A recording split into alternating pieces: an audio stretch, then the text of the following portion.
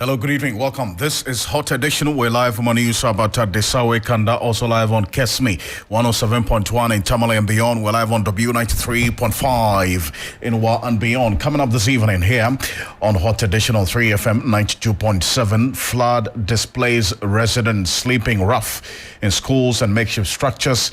We'll have to endure for a while longer, as government says a decision is yet to be taken on whether to relocate them permanently or put up more robust shelters. So that's the information that we're getting at the moment. What we have now from our briefs, from all the information we have received, is that so far for those who have moved to the safe havens, they are giving them all the resources to make sure they are able to stay there temporarily until such a time they are able to go back to the communities. That's Deputy Information Minister Fatima Abubakar earlier today, together with the Interministerial Committee that has been set up as a result of this flooding, addressing the press earlier today. We'll touch base with a number of the things that they talked about and subjected to some analysis. Plus, will there be any more spillage of the excess water from the Akonsombo and the Kpong dams? Someone asked of an additional spillage way forward. At least I can stand here to say that there will be no additional increase of spillage.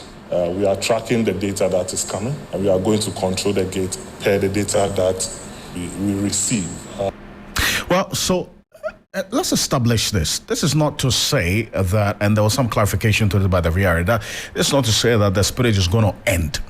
What we're getting is that the volumes of water would not be increased, but the spillage will continue. We don't know as to when exactly the spillage will end, but the volumes of water, from what we understand now, the levels of the spillage in terms of the volumes will be maintained. Meanwhile, the teaching and learning materials to be transported to Mepe and other flood-affected areas after a visit of some communities by the Education Minister. Stay with us. We have details of that and do an assessment of how this has impacted heavily on education of the children living in these communities. Also this evening, retired Supreme Court Judge William Atuguba takes on his own former colleagues, describing their decision in the James Jachekwason case as scandalous. We'll give you details of that shortly here on Hot Edition on 3FM 92.7. Whereas the elections were on December 7th, certificate has come. Still, it should be disqualified. I'm not able to see substantial justice in this, as I've tried to demonstrate. And also later, offices of businesses and shops in the Greater Accra region to close down on Saturday, October 28, to make way for the final funeral rites of the late Gamanye, the paramount queen of the Ghana state, Her Royal Majesty Na Dede Omaiduru III. We have details of the latest in business, sports, and entertainment coming up over the next 60 minutes here on Hot Edition on 3FM 92.7. Remember, we're also live on Kesme 107.1 in Tamale and beyond, also on W93.5 in Wa and beyond. Now, flood displays residents sleeping rough in schools and makeshift structures will have to endure for a little while longer. Now, government says a decision is yet to be taken on whether to relocate those affected permanently or put up more robust shelter to accommodate them. The last 2 weeks have seen victims urge government and donor groups to come to their aid, and amidst suggestions of a possible relocation to the Saglemi housing unit. My colleague Judith Brown has also been to the Gemini area and gives us a sense of how the people there have been living in the last few weeks. We'll shortly hear from exactly what's been happening, especially in that Gemini community. This is in the South Dai constituency or district, and we'll be monitoring how the main market there has been submerged as a result of the spillage of the excess water from the Akonsombo and the Kpong dams. On no occasion did any member of the Gemini community envisage such an extent of havoc. Homes submerged, property lost, and livelihoods destroyed in the floods. With over 1,000 displaced residents, many are struggling to find alternative means of survival or even a place to lay their heads. Till now, the community has not been provided with any safe haven. Hence, displaced residents have had to join other families or find a place to rent. And so we took a deeper look into the community. And what we discovered was indeed heart-wrenching. From a 5-bedroom apartment to an uncompleted building, this is the situation for a family of 14 that lost the entire home in the floods. Their home was submerged in water. Now, they have to all perch in this 1-bedroom apartment. And as you can see right here, it's untarred. It has no proper means of ventilation. There are some unwanted wood shavings right here as well. Clearly, the room is an entire mess. And what's more, these people have been asked to pay 2,000 cedis for a 2-year advance of rent. Joyce Vivo is a popular chop bar operator in the community and owner of a thriving cassava farm. Life for her now can be described as a pale shadow of her past. The floods have destroyed everything she ever worked for. She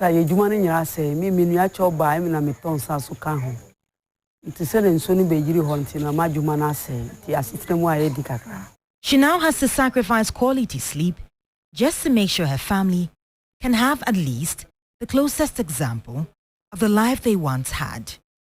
And from the look of things, this is not going as planned.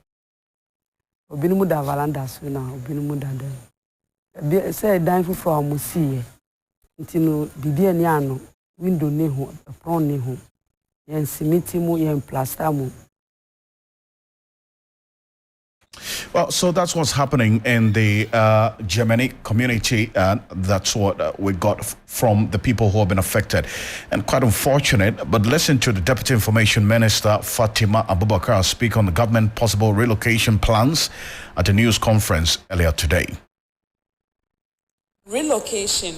And my response to that question is that, I mentioned that people are there testing the water. People are there. The Ghana Health Service have the regional and district directors conducting some tests to see whether the places affected are still habitable in the meantime whilst the spillage is happening, whether they are too contaminated that people have to be moved.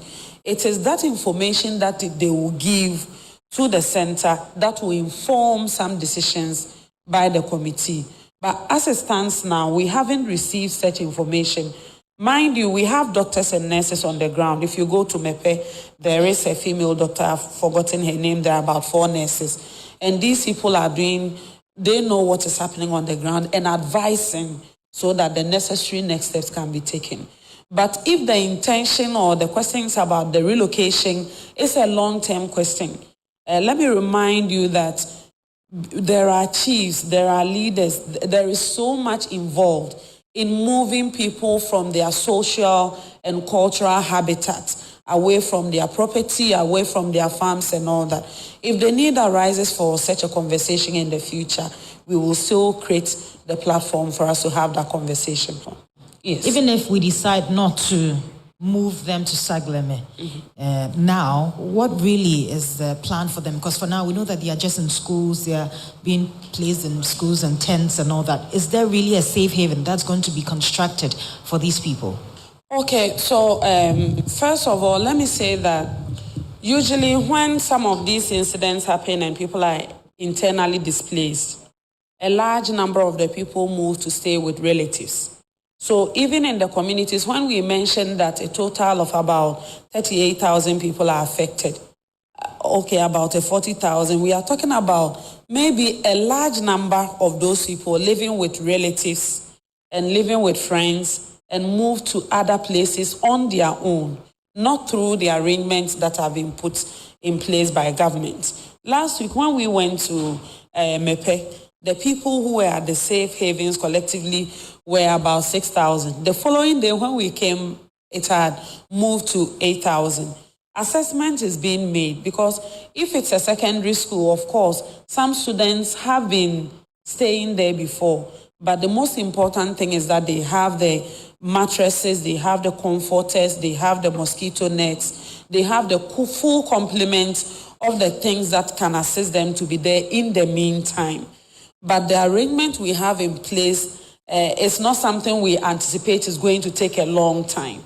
That's why I said if the need arises and there is any advice that such person should be relocated, of course, we will come back to you to make such announcements upon advice. Well, so that's Deputy Information Minister Fatima Abubakar there. But will the spillage of the dams have any particular timelines for it? That is, has VRA been able to determine the exact timelines for the spillage? Because when the spillage started, a fundamental question is being asked as to how long this spillage will last. Listen to what the Deputy Chief Executive Officer in charge of operations at the Water Authority, Alfred Ocansey, said. Someone asked of an additional spillage way forward. At least I can stand here to say that there will be no additional increase of spillage. We are tracking the data that is coming, and we are going to control the gate per the data that we receive. For knowledge, at least yesterday we had some drops in volumes, so at least we've managed the amount of water that we are spilling out now. We've cut off some volumes out of it. The number of people displays and the type of medicine supplied. That data, I think I'll leave it to NADMO, since they are the agency that handles disaster management. They have this data, and I'm sure in the due course they'll share it with all of us for us to do the total number of people affected. The medicine type 2, I know we are working with the district health services at the district level, the Ghana SS at the district levels. Type of medicine, I'll try and get the full details of medicines that are supplied and make sure in subsequent briefing we'll give you the type and quantities of medicine supplied. Thank you so much. Oh, so that's just Deputy Chief Executive Officer of the Water Authority in charge of operations, Alfred Ocansey. But another angle of the story and how things are playing out as a result of this spillage we're following this evening is the state of education in the areas that have been hit by the flooding, because there's an urgent need for educational materials to be transported to Mepe and other affected areas to facilitate education in the flood-ravaged communities. Now, government has announced plans to facilitate voluntary teaching and learning as an immediate solution to educational challenges. But some educationists argue this would not address the problem. Education Minister Dr. Sir Duchum made the disclosure after he visited one of the flood-affected areas. He spoke to my colleague George Quenning. I've spoken with teachers and other important stakeholders. We're going back to Accra to look at the short-term, medium-term solution to the challenge that is being faced by the community. So that's why we are came. I think we've achieved the purpose of our visit. We've seen it firsthand. We've spoken with the people on the ground, those who are doing the coordination, the NADMO people here, regional directors of education, district chief executives, and then the regional minister, who is like the coordinator in chief. So we've gotten firsthand, and then we are grateful to have also gotten some insights from the Member of Parliament, Honorable Okujeto Ablakwa. Sure. So together I think we have a good idea of what we need to do beyond the relief that is being handled by NADMO. Yeah. We are looking at the education challenges and how we can provide some solution to our students and their parents. Talking about educational challenges, these are students who are also going to sit for the BEC and WASI, and so others are enjoying their education, and these are being short-lived. So what is the immediate plan for these? The immediate plan is to bring some normalcy to their lives. If you look at this school right here, you see students are learning. Sure. Voluntary education? Yes, they are learning. So what we need to do is to facilitate that process short-term, okay, sure, so that they don't lose out. So now we're going to Accra, we're going to bring teaching and learning materials, bringing books and other things that they need, so that at least they can get some instruction going as we look at how we get them into their classrooms. So experts have championed the heavy usage of adoption of e-learning and all that. So at this critical time, this could have been adopted. But even when you come here, the lights are not working. So this could have helped. But you have to look at the last mile approach, which in this particular instance is getting them workbooks to work out of. And then begin to look at the opportunities for some radio education and other opportunities for distance. So this is where distance takes you to the old distance. and not the new distance, which is the e-learning, because you may not have electricity to facilitate that. Okay, so can you also encourage parents out there that, there are some who are being, taken through voluntary education. There's some parents whose kids are still there, so you have to encourage them to build their kids. Once we create the learning opportunity, parents will come. Okay. I don't think there's any parent here who don't want to have their children at least learning, to take their mind off the tragedy. So I believe what we need to do is to begin to look at bringing the teaching and learning materials, and then the communication will step in for parents to come and take advantage of the opportunity that we are presenting short-term for their children. Thank you.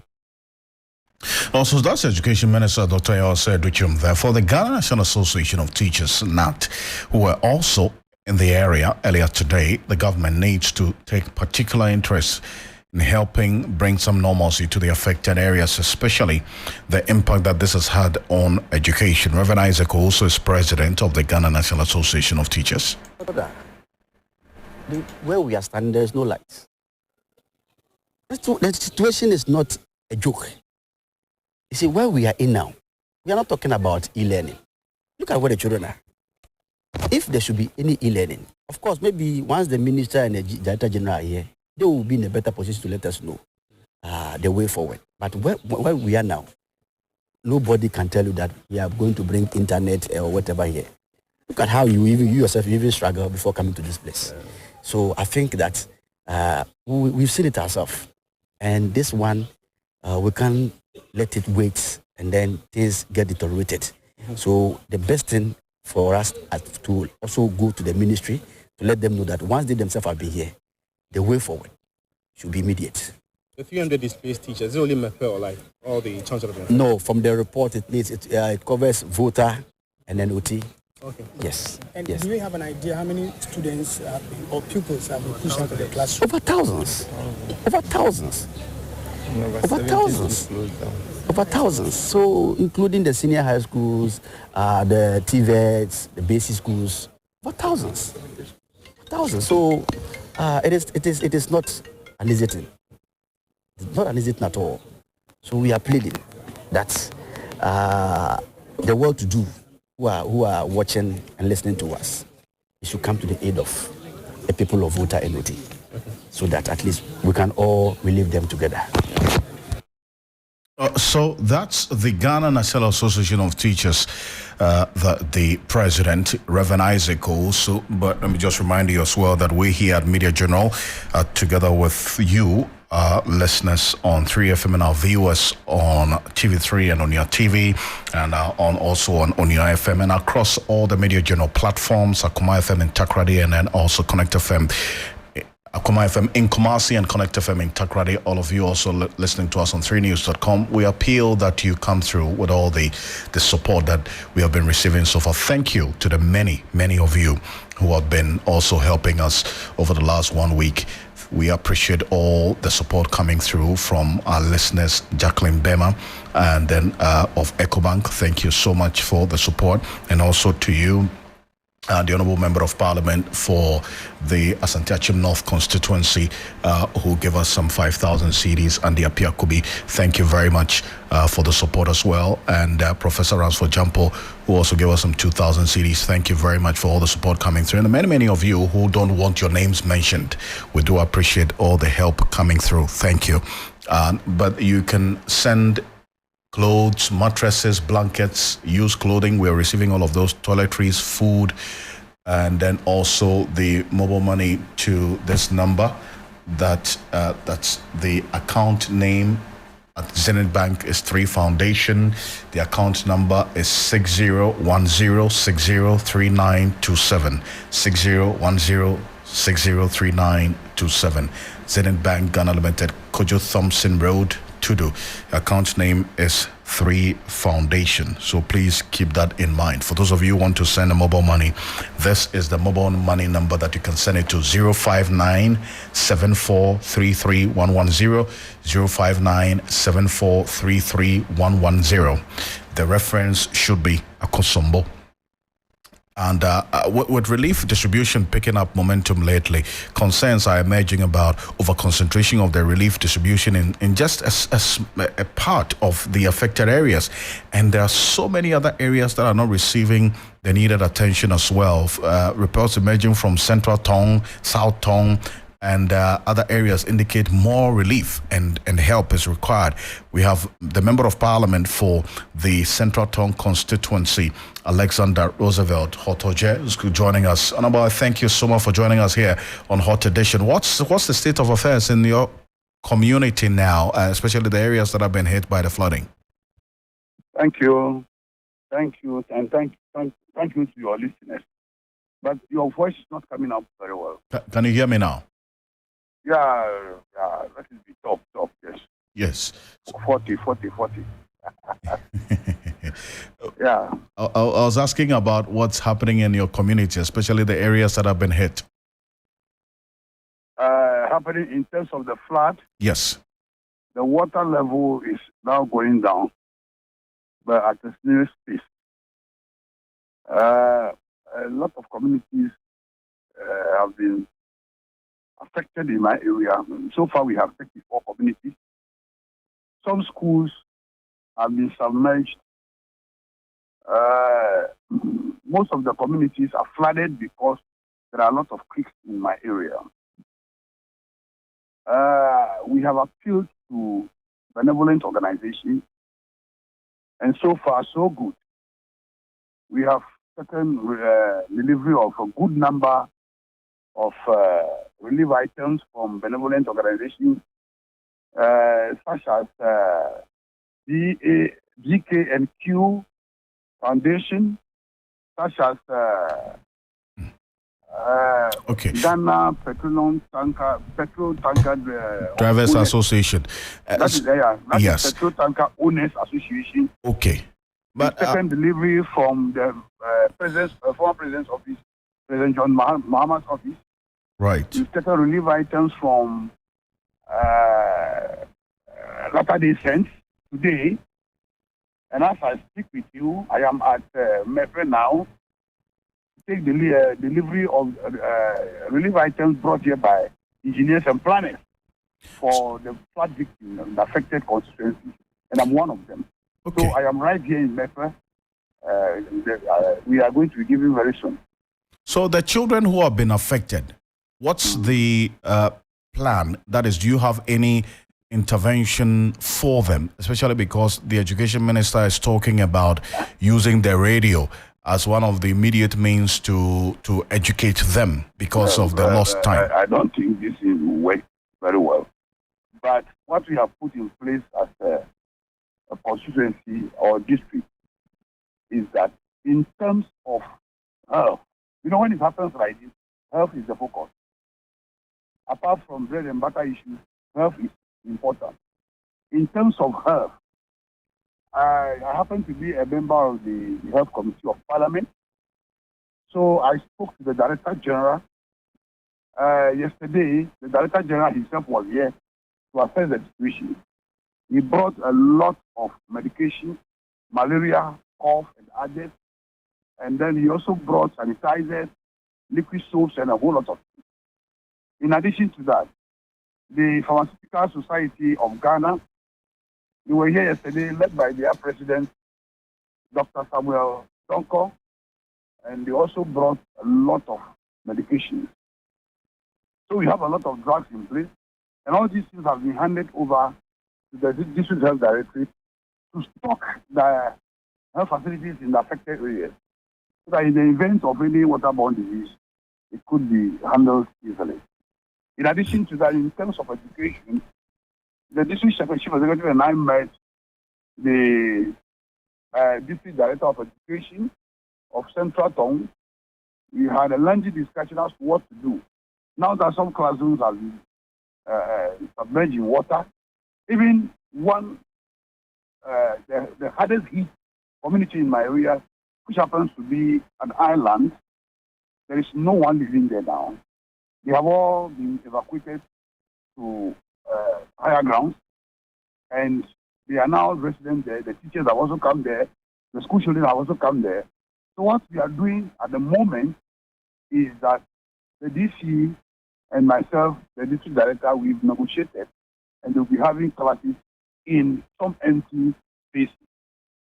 Until such a time, I mean, we are in talk with an NGO for some temporary structures to be erected for them. There are other communities, about 3 other schools, like Bafidevime and Mafidugame. Okay. Their problem is that the classroom blocks are there, they will not be submerged, but the creeks have crossed the road. So at times, some of them have to cross about 2 or 3 creeks before they get to school, and that is very dangerous. So in that case, I have spoken to the Navy, asking for speedboats for them. They haven't gotten back to me. They said I will hear from them soon. They haven't gotten back to me. So these are some of the interventions that we are trying our own small way to do. The Minister for Education came to Olimepe. He didn't come to South Town. Neither had he come to Central Town. Okay. How many communities have been affected in your constituency? In that constituency, 34 communities have been affected. And the hardest hit of all is Bakpa Afaduekuma. It's an island, and another island is Yamakuba. As for them, everything is gone.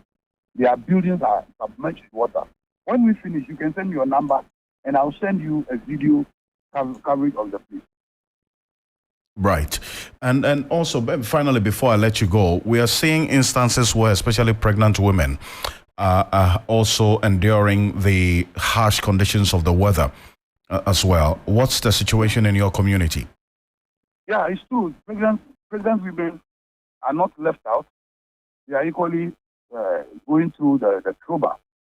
But yesterday, I spoke to the DG that will be very happy if some measures could be taken to get us some psychologists and clinical psychologists to come and counsel the people.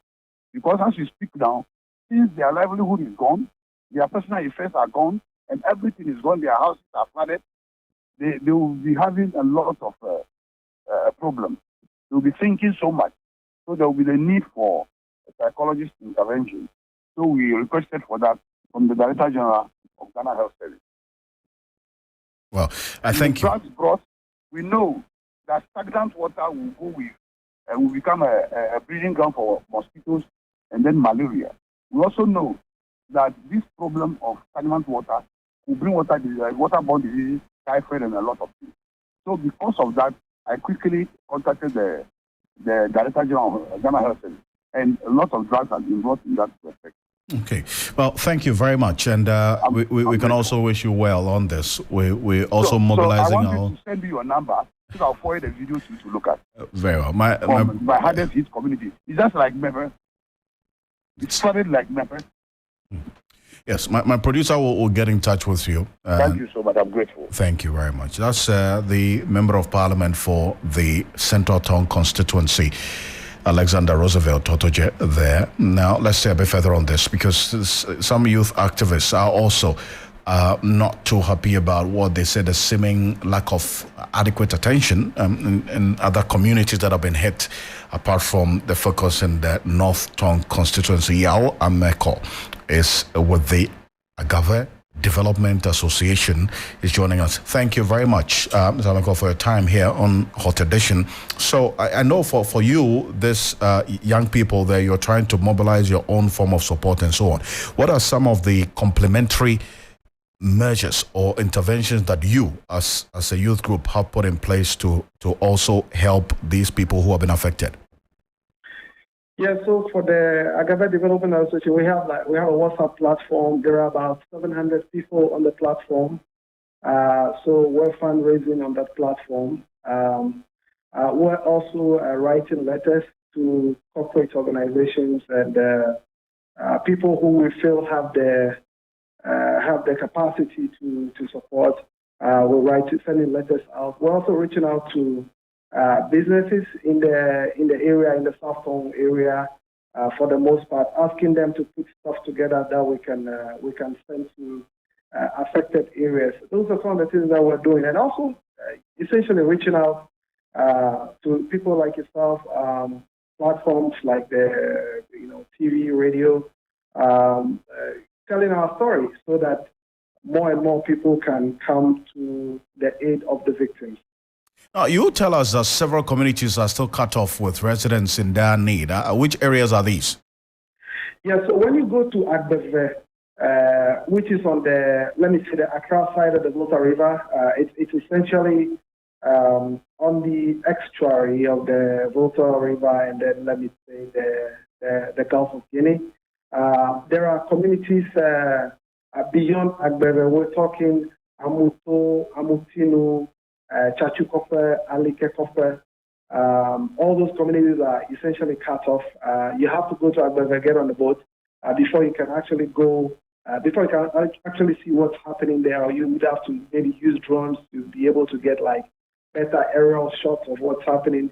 When you go to Taje, Agome, Avegueme, Ziwenu, you go to Agave, Akpedume, lots of those areas are essentially cut off. They are badly hit, but the kind of support, maybe supplies or let me say aid that we're seeing going elsewhere is actually not getting to those areas.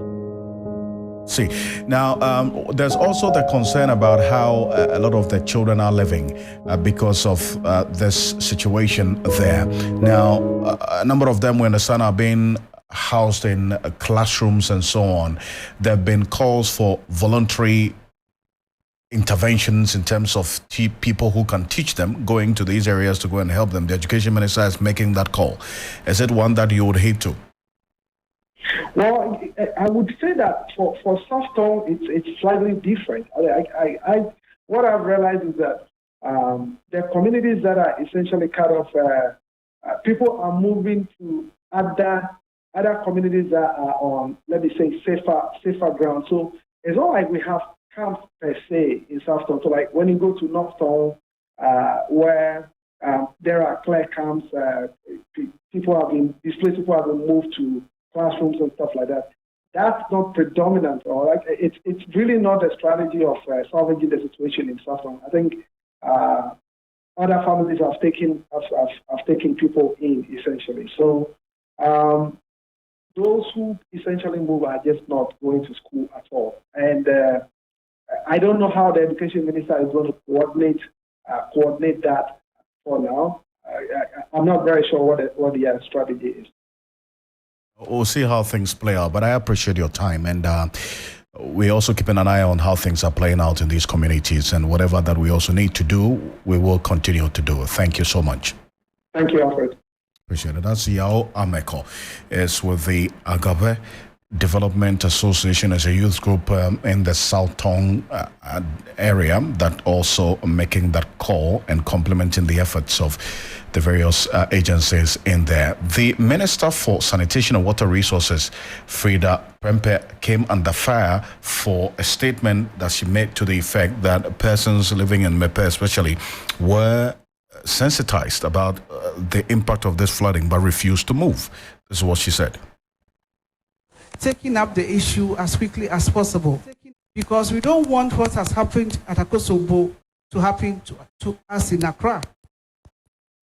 The Akosombo spillage, even though VRA, NADMO, the Water Resources Commission came together to educate the people in the community, did simulation exercises with them, even at Mepe. Yet they refused to leave. They didn't want to be evacuated. They stayed there till the end when we started spilling. Unfortunately, look at what is happening. And government has to spend millions of money on relief items, on education. The whole area, the water is contaminated. Well, so I called up the Member of Parliament for the Northtown constituency where Mepe is located, Samuel Okujetua Blakwa, to find out whether indeed there was some earlier sensitization of the people living in Mepe ahead of the spillage, and they refused to leave. This is what he said. We are pained, we are distressed, we are depressed, we are devastated. They should stop these things. is getting on our nerves. We have had enough of their blatant lies. She should tell us when. She should give us dates. When did they come here? She herself, has she been here before? I mean, does she know what she's talking about? And move to where? That the people refuse to move to. I mean, move to where? Is she aware that we were here more than 200 years before the dam was constructed? That we had to give up portions of our land for these two dams to be constructed? I mean, the level of ignorance is shocking. They should stop embarrassing themselves. That the people refuse to move. Move to where? Move to the classrooms where my people are now. Classrooms. She should show us where they constructed for my people to move to. Where did they build as safe havens for my people to live to? For my people to move and go and stay in those places that they refuse to go. That they came and educated the people, sensitized the people, and asked them to move. She should tell us the address. Where were we supposed to move to? The classrooms. We should have gone to disrupt classes. Where we are now. Don't they see? Is this government not realizing that this is a national disgrace? Disgrace on current leadership. That they didn't even construct safe havens for people to be evacuated to, and that they were not here to evacuate people. Look, if you come to evacuate people, everybody will know. Who were those who came here to evacuate anybody? Was it the military? Was it NADMO? Was it the police service? Was it the fire service? Look, more than 12,000 people in my constituency have been displaced. No fault of theirs. They could never have known that these volumes of water was going to be just released upon us in a very cruel manner, as though people of VRA wanted to commit mass murder. They should not get on our nerves because, look, we have had it. As Samuel Okuyeto, Blackwell, Member of Parliament for the North Tongue constituency. Meanwhile, health officials at the Buipe government hospitals in the central Gonja district of the Savannah region are reporting a surge in typhoid cases after several days of flooding. Buipe and its environs have been hit by floods since early September. Health authorities say 85% of cases reported to health facilities are that of typhoid, fever, and malaria. Medical Superintendent at Buipe Government Hospital, Dr. Anthony Akurubre Ayambire, fears the situation could get out of hand if the immediate interventions are not made.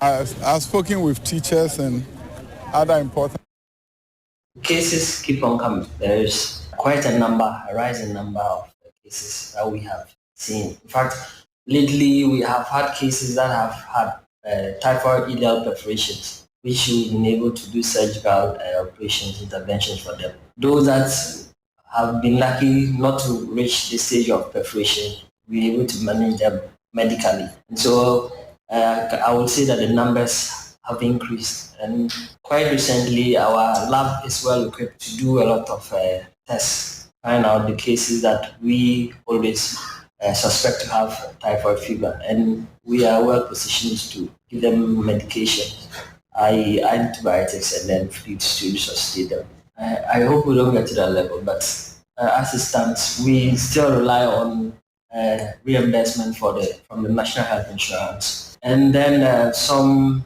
benevolent personnel who help us. I won't say that there is a system in place to get these things. We basically rely on National Health Insurance reimbursement. So when it comes to consumables, if it hit us hard, we will be on our knees. This is a big issue. I'm sure NADMO, I'm sure the district assembly is working hard to provide potable water. But with this case, we would advise that at least when they harvest the water, they try to boil the water before they take it. And of course, that is not the best, but this is where we are. And we hope that systems will be put in place to get us potable water, drinking water. Well, so that is the medical superintendent at the Buipe Government Hospital, Dr. Anthony Ayambire there. But we'll go into some of the stories as offices, businesses and shops in the Greater Accra region are expected to close down on Saturday, October 28, to make way for the funeral rites of the late Gamanye, the paramount queen of the Ghana state, Her Royal Majesty Na Dede Umaiduru III. The Ghana traditional state has cautioned owners to adhere to this directive to ensure a peaceful funeral. Na Dede Umaiduru III was also the queen for 59 years before her demise in December last year, and preparations are underway at the Gamanches Palace for the final funeral rites. As part of events in the honor of Na Dede Umaiduru III, all commercial activities are to be suspended in the Greater Accra region on October 28. That's this coming Saturday. And Ambassador Paka Alote is a member of the funeral planning committee. He spoke to us earlier. We hereby announce that on Saturday, 28th October 2023, all commercial activities within Greater Accra will be suspended as a mark of solemn respect and final farewell to our beloved Queen. We acknowledge that this funeral is not merely an event, but a celebration of the cherished values and principles that the late Gamanye upheld during her lifetime, and these included community service, unity, peace, and demonstration of our rich Gadangbe cultural heritage. As we prepare for this significant occasion, we express our gratitude for the unwavering support and commitment from all those involved in the planning and execution of the funeral, including our official partners. And a retired Supreme Court Judge William Atugubo has also delivered a withering critique of the Supreme Court decision in James Jatikwesin's decision by the Supreme Court, as earlier communicated, describing it as scandalous. He adds further that the court failed to be substantial in their justice delivery since the Asin North Member of Parliament had renounced his candidature, and that's the citizenship, Canadian citizenship, at the time of the contest in the 2020 parliamentary elections. The Supreme Court, as you may be aware, ordered James Jatikwesin to desist from holding himself as a member of Parliament because he owed allegiance to Canada at the time of filing his nomination forms ahead of the 2020 general elections. Justice Atuguba has been speaking on the decision at a lecture organized by the University of Ghana Political Science Department.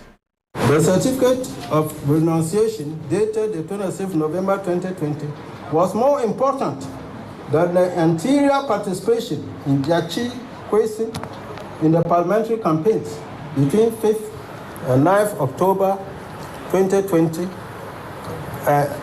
when he filed his parliamentary nomination papers with the Electoral Commission. The Supreme Court does not stand in good light, with all due respect, in disqualifying Jatikwesin, despite his clear certificate of renunciation of his Canadian citizenship as from 26th November 2020, whereas the elections were on December 7th. Certificate has come. Still, he should be disqualified. I'm not able to see substantial justice in this, as I've tried to demonstrate. The Supreme Court does, okay. By analogy also, in close-up is a short form of a long title, versus Attorney General and two others, 2017 to 2018, one Supreme Court Ghana Report 210. The Supreme Court unanimously held that a member of the civil service or local government service can join a political party but cannot actively participate in politics or hold office as a political party nominee or remain in the civil service after election as a member of the district assembly In other words, the operative evil to guard against is membership of the district assembly, not the contest of this for the same. Similarly, therefore, the operative evil to guard against about a dual citizen is as regards Parliament. His actual membership of it, not just the campaigns. That is why the Jachi Kwesu's case, his renunciation of Canadian citizenship certificate dated to the 6th, 2020, is the operative consideration. In any case, it will be noticed that his certificate of citizenship is tied to an oath of allegiance. The two move together, the letter and the spirit. It is difficult to think that Jachi Kwesin, who submitted his renunciation of citizenship papers to Canada in 2019, could still, in December 2020, be held as seriously owing allegiance as a matter of hard realism, as opposed to formalism to Canada. So that's Justice William Atuguba there. Let's get into business now. And Michael Ogbodu is standing by with the latest in business.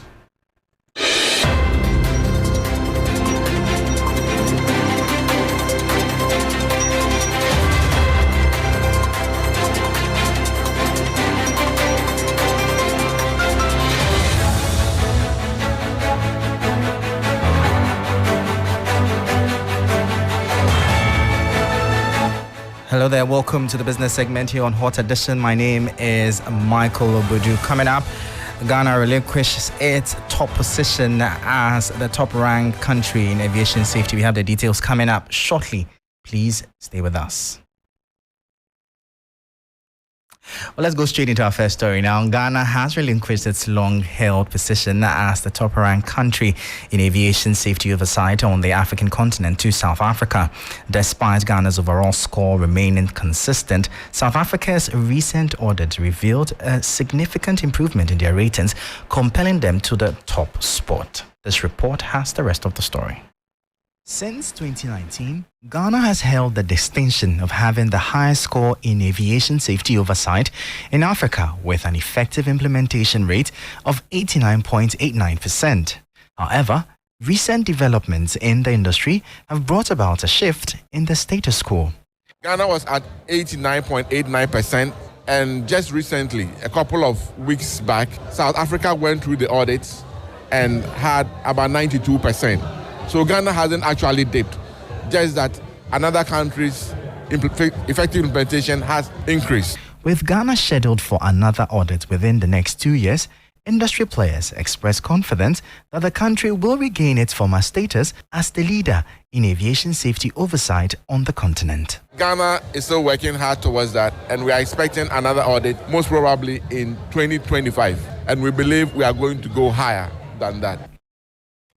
Well, meanwhile, aviation analyst at Aviation Ghana, Dominic Ando, says the current ranking does not mean Ghana's safety standards has dipped. So essentially, the effective implementation rate, this is what it means.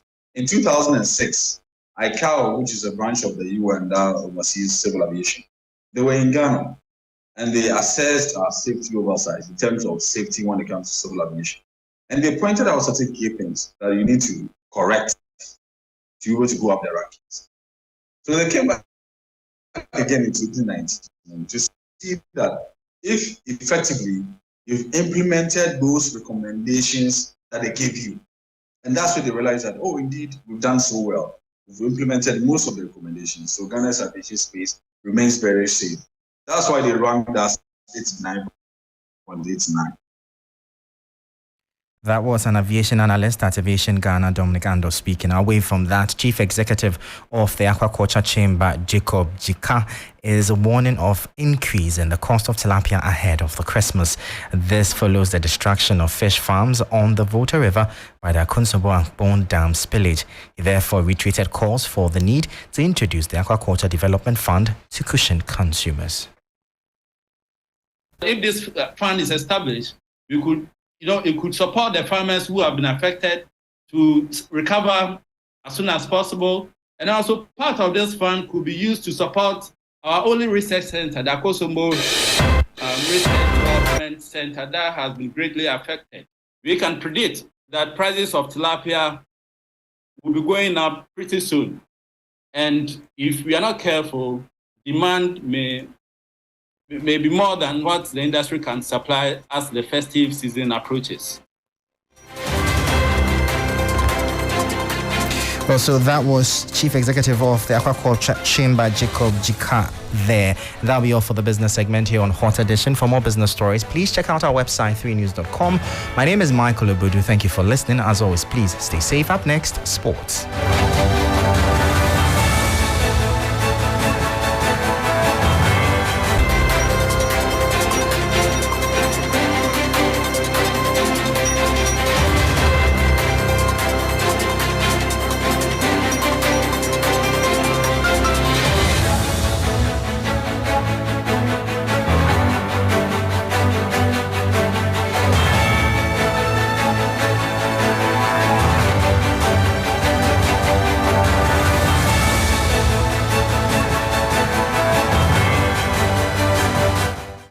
Welcome to the sports segment here on the 3FM Hot Edition. My name is Bill Ishen.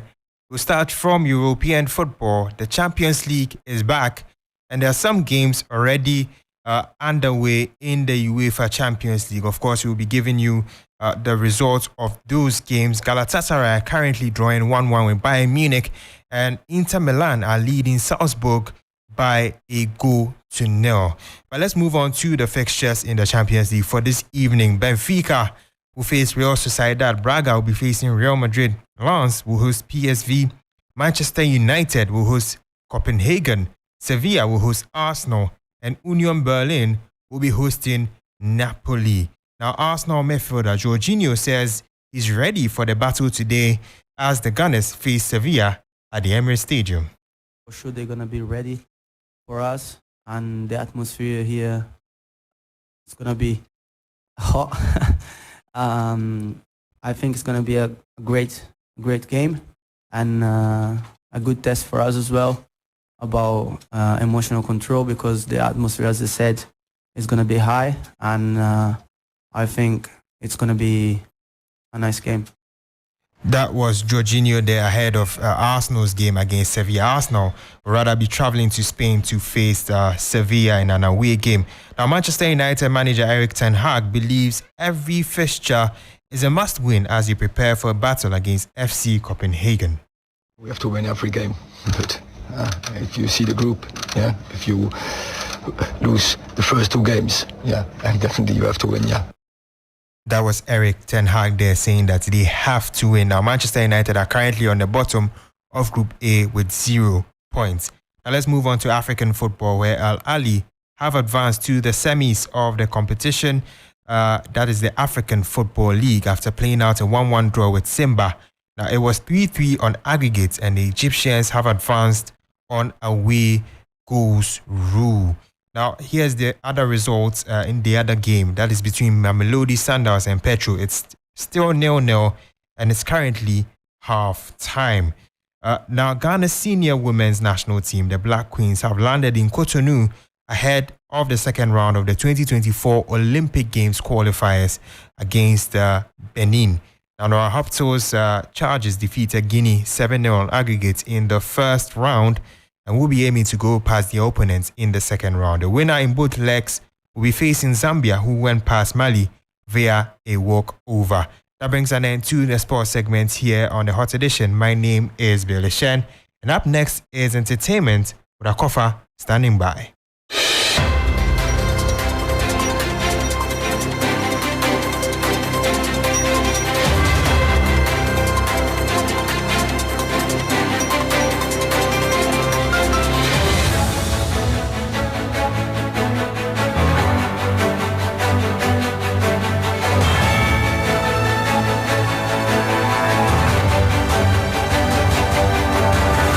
Thank you very much, Bill, for the sports update. You're still listening to Hot Edition on 3FM 92.7. It's now time for the entertainment news segment powered by 3 Entertainment. My name is Akofa. 3-time Grammy nominee Rocky Dawuni is excited that Ghanaian artists are challenging the paradigm with their creativity. In the spirit of Ghanaian artists submitting their works for the Grammy consideration, he advises Ghanaians not to be too excited yet, but to keep working together for the betterment of the industry. We go to come with the wicked sound. Ready for more? We go to kill them with the wicked sound. Part for me it's no big deal because everybody in the world is submitting their works now. So, every artist, once you record something, you can submit. So that's what's going on. So I appreciate the excitement, but we should not be excited yet because you have to get nominated in order even to be in the conversation at all, But the beautiful thing is that Ghanaian artists are pushing everywhere. They are creating works that are being heard everywhere. They are challenging the paradigm.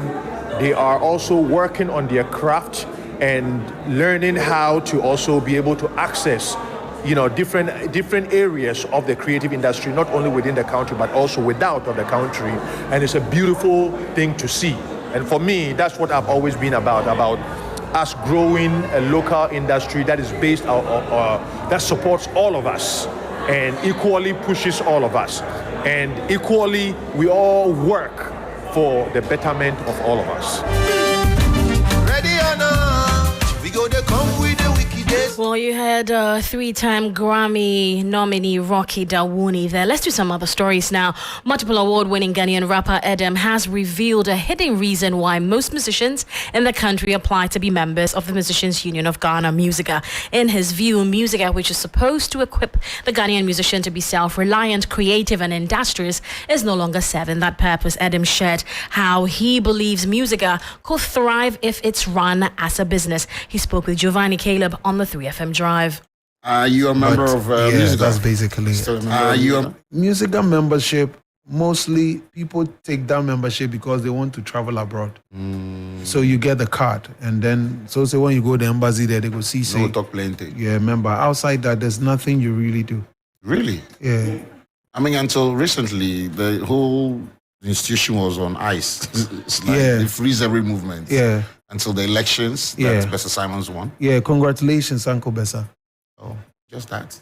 Yeah, congrats, Uncle Bessa. I mean, if the institution has been there for years, from Sidi Kubwari to Dinah Hobson, I mean, I can't also undermine some of the things they've done, but I'm saying that once Musica is not run as a business, I don't think that it will thrive. It should be run as a business where there should be KPIs for people to meet as leaders, and there should be targets for people to raise. That way, I think it will thrive. And that's rapper Edem there, who's also promoting his new single, We Don't Really Care, a song which preaches carefree life and party. And that's all the entertainment news here on Hot Edition, powered by 3 Entertainment. My name is Akofa. Thank you for your time. Join me at 8 p.m. as I come your way with Wind Down, and keep your dial locked on 3FM 92.7. The 3FM Drive continues.